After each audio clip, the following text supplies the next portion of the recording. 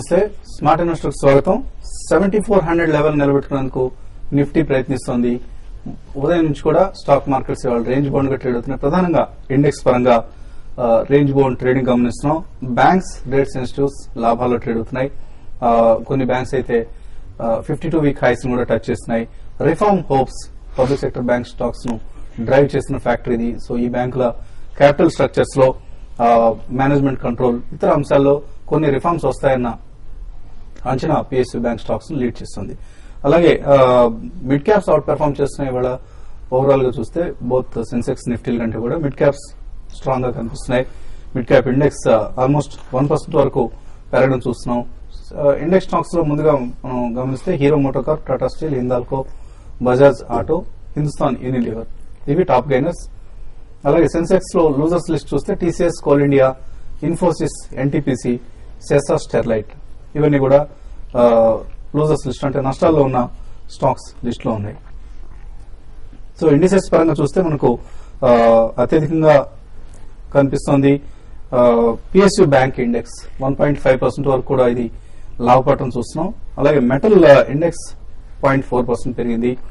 And Nifty mid cap 50 ఈ index 1% పైగా లాభపడింది. Bank Nifty around 0.54% లాభంతో ట్రేడ్ అవుతుంది. అలాగే ఐటీ ఇండెక్స్ డ్రాక్ చేస్తుంది. ఐటీ స్టాక్స్ లో ఇవాళ మనం నష్టాలు చూస్తున్నాం. ఇన్ఫోసిస్ కావచ్చు, టీసీఎస్ ఇటువంటి స్టాక్స్ అన్ని కూడా నష్టాల్లో ట్రేడ్ అవుతున్నాయి.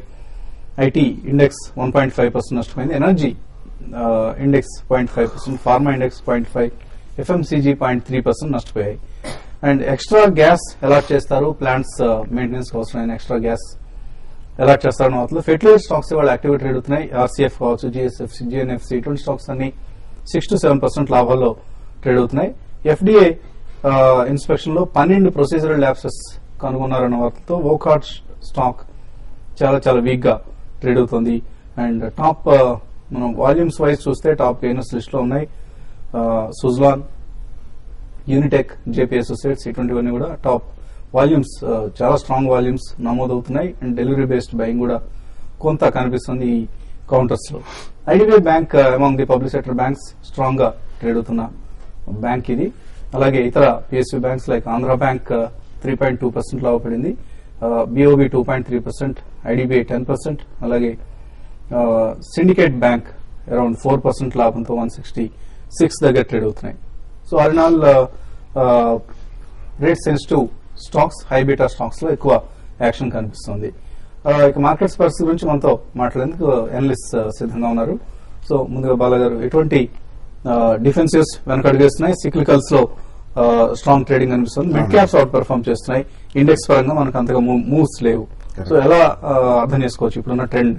బేసికలీ లాస్ట్ ఫ్యూ డేస్ నుంచి కూడా డెఫినెట్లీ మిడ్ క్యాప్స్ లో చాలా భారీగా బయింగ్ జరుగుతుందండి. ఎక్కడెక్కడ అవి 1 or 2 days స్వల్పంగా రిసెస్ లోకి వెళ్ళినా కానీ డెఫినెట్లీ మళ్ళీ అందులో చాలా స్ట్రాంగ్ బయింగ్ ఎమర్జ్ అవుతుంది.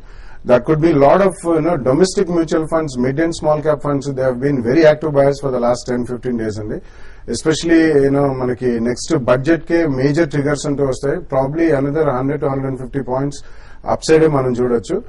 బడ్జెట్ అయిన తర్వాత we'll have absolutely the new trigger for the next zone from 7,500 to probably 8,000 or 8,200 over the next 6 months. But ఈ లోపల మాత్రం సైక్లికల్ చర్నింగ్ అనేది ఫ్రంట్ లైన్ స్టాక్స్ లో జరుగుతుందండి. 1 or 2 days maybe energy sector, 1 or 2 days cyclical stocks అంటే cement stocks, infrastructure stocks ఇటువంటివి definitely cyclical churning అనేది మాత్రం జరుగుతుంది.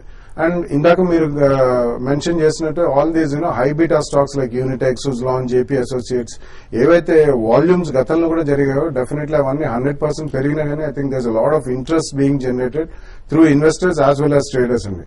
But definitely infrastructure stocks, mid and small cap stocks లో మాత్రం డెఫినెట్లీ బయింగ్ అనేది for delivery basis for long term అనేది మాత్రం జరుగుతుంది. నిన్న మనకి ఆర్బీఐ వాళ్ళు ఓన్లీ ఎస్ఎల్ఆర్ ఒకటి కట్ చేశారు. So 40,000 crores will be infused as liquidity. So definitely next major IMD announcement వచ్చేదాకా మాత్రం I think it's going to be about 100 points range అండి. ఐఎండి నెక్స్ట్ ఫోర్కాస్ట్ అనేది మనకి once it hits maybe in the next 48 hours it's going to hit Kerala అని చెప్పారు. అయితే మాత్రం definitely second forecast అనేది వస్తుంది. దాని తర్వాత I think will have one and definitive trend అని చెప్పొచ్చు. సో ట్రేడింగ్ పరంగా ఆల్మోస్ట్ వీక్ మధ్యలో ఉన్నాం మనం. సో ఎటువంటి పొజిషన్స్ తీసుకోవాలి ఈ సమయంలో ట్రేడర్స్? ట్రేడర్స్ అనేది మరి ముఖ్యంగా ఈ రోజుగా చూస్తే నిఫ్టీ ఫ్లాట్ గానే ఉంది. అయితే సెలెక్టెడ్ కౌంటర్స్ లో ఒక మంచి బయింగ్ అనేది మనకి ట్రేడింగ్ ఆపర్చునిటీస్ అనేది దొరుకుతున్నాయి. మరి ముఖ్యంగా పిఎస్యూ బ్యాంక్స్ లో కొన్ని కౌంటర్స్ చాలా స్ట్రాంగ్ గా 52 వీక్ హైక్ టచ్ అవుతున్నాయి. వాటిలో బై పొజిషన్ తీసుకోమంటాను. అది కాకుండా ఇండివిజువల్ స్టాక్స్ లో కొన్ని మనకి మెటల్ కి చెందిన కౌంటర్స్ లో హిండాల్కో ఒకటి కూడా పొజిషనల్ ట్రేడర్స్ లాంగ్ పొజిషన్ తీసుకోవచ్చు. ఈ విధంగా సెలెక్టెడ్ కౌంటర్స్ లో ఉంది. బట్ ఓవరాల్ ట్రెండ్ పరంగా చెప్పాలంటే ఈ రోజు క్లోజింగ్ కూడా ఫ్లాట్ గా క్లోజ్ అవ్వచ్చు. బట్ నిఫ్టీ ఫ్లాట్ ఉన్నా కూడా స్టాక్స్ లో ఇంకా పెరిగే అవకాశం ఉంది. కాబట్టి ట్రేడర్స్ అనేది ఫ్యూచర్స్ లో నెక్స్ట్ 1 or 2 days కోసం 3-4 days కోసం మాత్రం లాంగ్ పొజిషన్ సజెస్ట్ చేస్తాను. నిఫ్టీ ఒకవేళ కిందకు వచ్చినా కూడా పెద్దగా భయపడాల్సిన అవసరం లేదు. స్టాక్ చాలా ఫాస్ట్ గా రీబౌండ్ అయ్యే అవకాశం ఉంది. అయితే ఇటువంటి పెరుగుతున్నప్పుడు కొన్ని ఫండమెంటల్స్ స్ట్రాంగ్ గా లేని కౌంటర్స్ లో ఎవరైతే ఉన్నారో వాళ్ళు బయటకు వచ్చేసి మంచి కౌంటర్స్ లో ఇన్వెస్ట్ చేయమని చెప్తాను. మరి ముఖ్యంగా ఈ రోజు జైన్ ఇరిగేషన్ మార్నింగ్ కూడా కాల్ ఇవ్వడం జరిగింది. మంచి బ్రేక్అవుట్ వచ్చింది. ఈ రోజు కూడా కరెంట్ అవర్స్ లో బై చేసుకోవచ్చు. ఇది 140 to 144 రూపీస్ దాకా నెక్స్ట్ ఫ్యూ సెషన్ లో పెరగడానికి అవకాశం ఉంది. ఆ తర్వాత ఐడిబిఐ బ్యాంక్ కూడా ఈ రోజు న్యూ హైస్ కి రావడం చూసాము. మంచి వాల్యూమ్స్ కూడా జనరేట్ అవుతున్నాయి. ఓపెన్ ఇంట్రెస్ట్ కూడా పెరుగుతుంది. అది కూడా 124 to 128 rupees next few weeks లో పెరగడానికి అవకాశం ఉంది. వీటిలో బై పొజిషన్ తీసుకోమంటాను. బట్ కొన్ని స్టాక్స్ లో మాత్రం కొంచెం వీక్ ఐటీ కౌంటర్స్ కొంత వీక్ గా ఉండే అవకాశం ఉంది. కాబట్టి ఐటీ కౌంటర్స్ లో కొంత హైయర్ లెవెల్ లో సెల్లింగ్ చేసుకోమంటాను. అయితే ఎస్ఎస్ఎల్టీ నేను చాలా హ్యూజ్ గా పెరిగింది. BTST buy today sell tomorrow buy చేయాల్సుకున్న వాళ్ళు ఎస్ఎస్ఎల్టీని అరౌండ్ 292 ఆ లెవెల్ కి వచ్చినప్పుడు బై పిక్ చేసుకోమంటాను. 310 to 315 రూపీస్ దాకా పెరగడానికి అవకాశం ఉంటుంది. తర్వాత అంబుజా సిమెంట్ కూడా ఒకటి బీటీఎస్టీ బై టుడే సెల్ టుమారో కూడా అంబుజా సిమెంట్ కూడా బై చేసుకోమంటాను. ఓవరాల్ ట్రెండ్ పరంగా చెప్పాలంటే చాలా పాజిటివ్ ఉండే అవకాశం ఉంది. బై అండ్ డిప్స్ అని చెప్తాను. ఓకే అండి, కాలర్స్ లైన్ ఉన్నారు. ఫస్ట్ కాలర్ జ్యోతి వైజాగ్ నుంచి. Hello hello hello good afternoon అండి. గుడ్ ఆఫ్టర్నూన్ అండి, అడగండి. నా దగ్గర ఆఫ్టర్ మైక్రోవేవ్స్ 90 లో ఉన్నాయి. సో అది ఎంతవరకు టార్గెట్ ఏంటి, ఎప్పుడు నేను ఎగ్జిట్ అవ్వాలి? ఇంకొకటి యూనిటెక్ ఈ రేట్ లో బై చేయొచ్చా? ప్లస్ టీసీజే జ్యువెలర్స్ నాది ఐపీఓలో ఎలా ఇంకా దాని రేట్ రావట్లేదు. సో దాని నుంచి ఎగ్జిట్ అయ్యి నేను ఇంకా వేరే స్టాక్ లో ఉన్నా, బెటర్ స్టాక్ లో ఎంటర్ అవ్వచ్చా? పీసీ జ్యువెలర్స్ మూడో స్టాక్ ఏదన్నారు? TCJ jewellers. PC jewellers. Okay okay. Astra micro percent 90లో కొన్నారు ఆవిడ, ఇప్పుడు 115 సమీపంలో ట్రేడ్ అవుతుంది. యాక్చువల్లీ రీసెంట్లీ చాలా స్ట్రాంగ్ బయింగ్ జరిగిందండి. డొమెస్టిక్ మ్యూచువల్ ఫండ్స్ చాలా కొన్నారు అండ్ ఎల్ఎన్టీ వాళ్ళు కూడా వాళ్ళు స్టేక్ అది పెంచుతున్నారు. And there is very strong news about FDI coming into defence sector. So అందుకని చాలా యాక్టివ్ గా ఉంది షేర్. సో టార్గెట్ అంటే చెప్పడం కష్టం, but definitely keep it for some more time, maybe the next 3-6 months.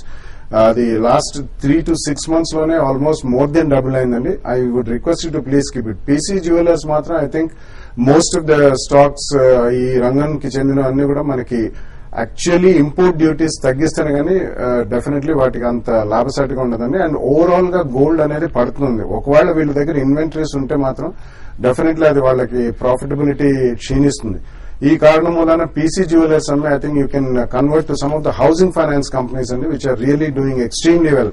Can Fin homes కానివ్వండి, GSA housing finance. GSA housing especially it's 6 rupees cum dividend ఉంది. I think you should switch over to housing finance sector which will do very well. ఇంకోటి యూనిటెక్ గురించి అడిగారండి. యూనిటెక్ కూడా మీరు current hours లో by చేసుకోవచ్చు అండి. 32 లెవెల్ కానీ కట్ అయిందంటే స్టాక్ లో 44-45 రూపీస్ దాకా పెరగడానికి అవకాశం ఉంది. మూమెంటం చాలా స్ట్రాంగ్ అప్ ట్రెండ్ లో ఉంది. మీరు కరెంట్ అవర్స్ లో కూడా బై చేసుకోవచ్చు అండి. రమేష్ హైదరాబాద్ నుంచి తర్వాత కాదు. హలో అడగండి రమేష్. ఇది మేము ఇంద్రప్రస్థ గ్యాస్ తీసుకున్నాం నేను ఒక వెహికల్. ఏదండి? ఏ company?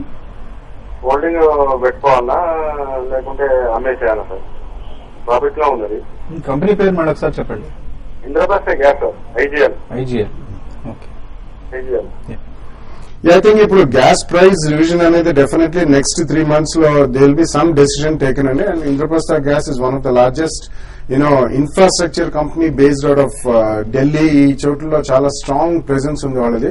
And going forward it's going to be really good. Profit లో ఉన్నారని అంటున్నారు, but I think you should retain it అండి. ఎందుకంటే ఇది it's been a little bit laggard. Overall energy sector అంతా బాగుంది కాబట్టి you can still hold the stock for another 12 to 18 months. You will make decent gains.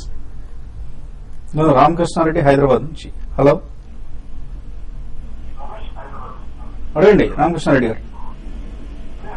Hello అడగండి sir. Ambuja cement 231 లో తీసుకున్నాం sir ఇంట్రాడేకి. Okay. ఏం చేయాలి? Yeah. ఒకటే అంబుజా అయితే కొంచెం ఈ రోజు ఇంట్రాడే నుంచి ఒక హై నుంచి కొంచెం కొంత ఇంట్రాడే పరంగా చెప్పాలంటే కొంత వీక్ ఉందండి. మరి ముఖ్యంగా మనం చూస్తున్నాం ఇండెక్స్ బేస్డ్ స్టాక్స్ లో అంత బయింగ్ అనేది కనపడలేదు. కాబట్టి క్లోజర్ గా మీ లెవెల్ కి వచ్చినప్పుడు ఇంకా ₹1 ₹1.5 వస్తే పెరగడానికి అవకాశం కూడా ఉంటుంది. వచ్చినప్పుడు ఇంట్రాడే కోసం అయితే ఎగ్జిట్, కానీ మీరు పొజిషన్ హోల్డ్ చేసుకోవాలంటే మాత్రం హోల్డ్ చేసుకుని $245 to $250 పెరగచ్చు. స్టాప్ లాస్ ఇంట్రాడేకి అయితే 228 దగ్గర స్టాప్ లాస్ పెట్టుకుంటారు. పొజిషన్ ట్రేడ్కి ఏమైతే 220 దగ్గర పొజిషన్ స్టాప్ లాస్ పెట్టుకోమంటారు. ఓకే అండి, మరిన్ని కాల్స్ తీసుకోబోయే ముందు కాసేపు విరామం.